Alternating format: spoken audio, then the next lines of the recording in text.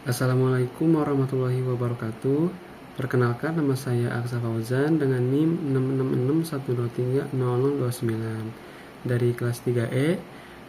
Pada kesempatan kali ini saya akan menjelaskan analisis IFAS-EVAS, kemudian kuadran matriks SWOT dan strategi SWOT dari Palang Merah Indonesia. Yang pertama itu ada kekuatan atau strength. Yang pertama, organisasi sosial kemanusiaan terbesar di Indonesia dengan bobot 0,10, kemudian ratingnya 4 dan skornya 0,4. Yang kedua itu ada SDM memiliki latar belakang profesional dengan bobot 0,15, ratingnya 3, skornya 0,45. Yang ketiga ada kapasitas memadai di bidang tanggap darurat bencana dengan bobot 0,15, ratingnya 4 dan skornya 0,6. Yang keempat, SOP yang ketat dengan bobot 0,15, ratingnya 3 dan skornya 0,45. Dan hasil keseluruhan dari keseluruhan skor kekuatan adalah 1,9.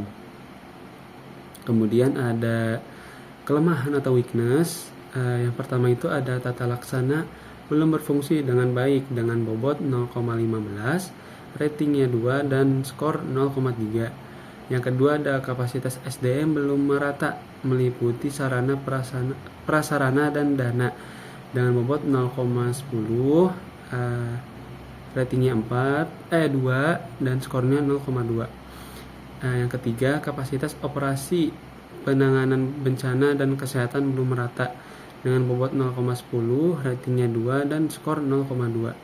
Yang keempat, kualitas dan kuantitas transfusi darah dengan bobot 0,10, ratingnya 2, kemudian skornya 0,2. Dan hasil skor dari kelemahan adalah 0,9. Dan untuk total keseluruhan dari faktor strategi internal adalah 2,8. Kemudian ada faktor strategis eksternal atau EVAS, yaitu opportunities atau peluang. Yang pertama itu landasan hukum yang kuat dengan bobot 0,10, kemudian ratingnya 3 dan skornya 0,3. Kemudian yang kedua, tingkat kepercayaan masyarakat yang tinggi dengan bobot 0,15, ratingnya 4, skornya 0,6. Yang ketiga, minat masyarakat menjadi relawan tinggi dengan bobot 0,15, ratingnya 3, skornya 0,45. Yang keempat, kemungkinan untuk mengakses dana desa untuk kegiatan masyarakat dengan bobot 0,10, ratingnya 4 dan skor 0,4. Dan skor keseluruhan untuk opportunities yaitu 1,75. Kemudian ada threats atau ancaman. Yang pertama itu ada kurangnya akses PMI ke media dengan bobot 0,10, ratingnya 2 dan skor 0,2. Kemudian yang kedua, mengantisipasi sikap masyarakat yang kritis dengan bobot 0,10, ratingnya 3 dan skor 0,3.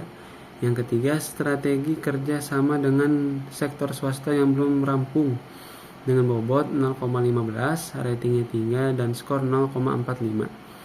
Yang keempat, persaingan dengan OSM sosial kemanusiaan dengan bobot 0,15, ratingnya 2 dan skor 0,3. Dan total untuk triks adalah 1,25.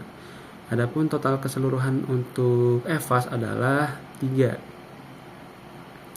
Kemudian kuadran matriks SWOT dari hasil IFAS dan EVAS, PMI atau Palang Merah Indonesia masuk ke dalam tahap 1 yaitu pertumbuhan. Hal ini berarti organisasi memiliki kekuatan internal yang signifikan serta peluang eksternal yang dapat dimanfaatkan untuk berkembang.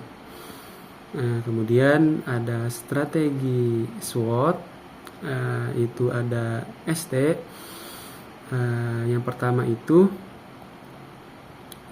mengadakan pelatihan bagi tenaga relawan seperti pelatihan pertolongan pertama, manajemen bencana, keterampilan komunikasi, atau penggunaan alat media darurat dengan bobot 0,12, ratingnya 5, dan skor 0,60. Kemudian ada bekerja sama dengan OSM lainnya dalam bentuk program kesehatan, distribusi, bantuan, atau pelaksanaan edukasi masyarakat dengan bobot 0,12, ratingnya 4, dan skornya 0,48. Yang ketiga, menyiapkan prasarana yang terbaik meliputi pengadaan kendaraan darurat, alat komunikasi, atau fasilitas kesehatan yang memadai dengan bobot 0,13, ratingnya 5, dan skor 0,65. Dan yang keempat, penyusunan strategi kemitraan yang saling menguntungkan dua belah pihak dengan melibatkan sektor swasta dalam bentuk sponsor program kemanusiaan, kerjasama logistik, atau kemitraan jangka panjang untuk pembangunan fasilitas masyarakat dengan bobot 0,12, ratingnya 5, dan skor 0,60. Adapun subtotalnya yaitu 2,33. Kemudian ada strategi SO. Yang pertama, menguatkan motivasi relawan untuk tetap bersemangat dengan mengadakan seminar motivasi, menghadirkan tokoh inspiratif di bidang kemanusiaan, atau memberi penghargaan kepada relawan yang berprestasi dengan bobot 0,12, ratingnya 4, dan skor 0,48. Kemudian merekrut masyarakat yang memiliki tekad kuat untuk menjadi relawan melalui media sosial, menyelenggarakan acara open recruitment, atau bekerja sama dengan sekolah dan universitas untuk mencari relawan dengan bobot 0,13, ratingnya 4, dan skor 0,52. Yang ketiga, melakukan studi banding dengan OSM lainnya untuk menciptakan terobosan baru dan mempelajari strategi mereka seperti pengelolaan relawan, penggalangan dana, atau inovasi program kemanusiaan dengan bobot 0,14, ratingnya 5, skor 0,70.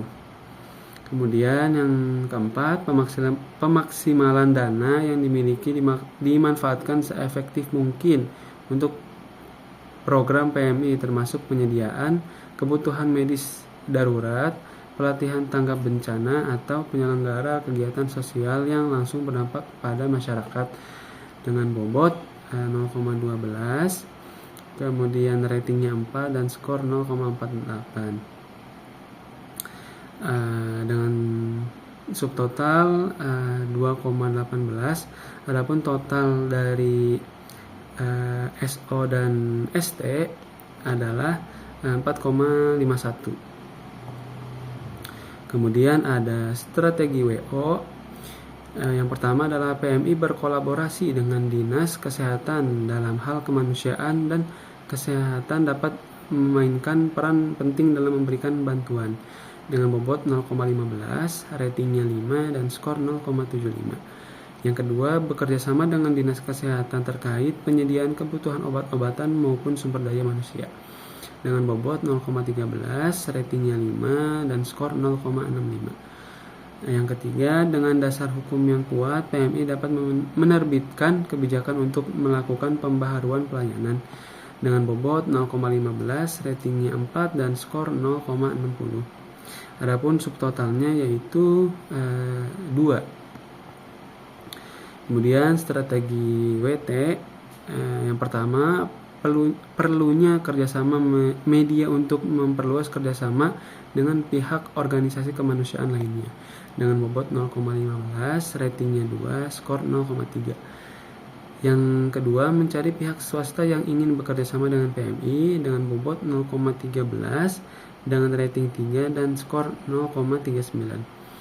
Yang ketiga, perlu adanya divisi humas PMI untuk bisa menjembatani antara PMI dan masyarakat dengan bobot 0,14, ratingnya 2, skornya 0,28. Dan yang keempat, pengembangan program jangka panjang untuk membangun keberlanjutan keberdayaan komunitas dengan bobot 0,15, ratingnya 4 dan skornya 0,6. Adapun subtotal dari WT yaitu 1,57 dan total keseluruhan WT dan WO adalah 3,57.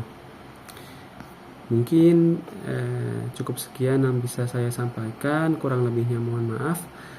Wassalamualaikum warahmatullahi wabarakatuh.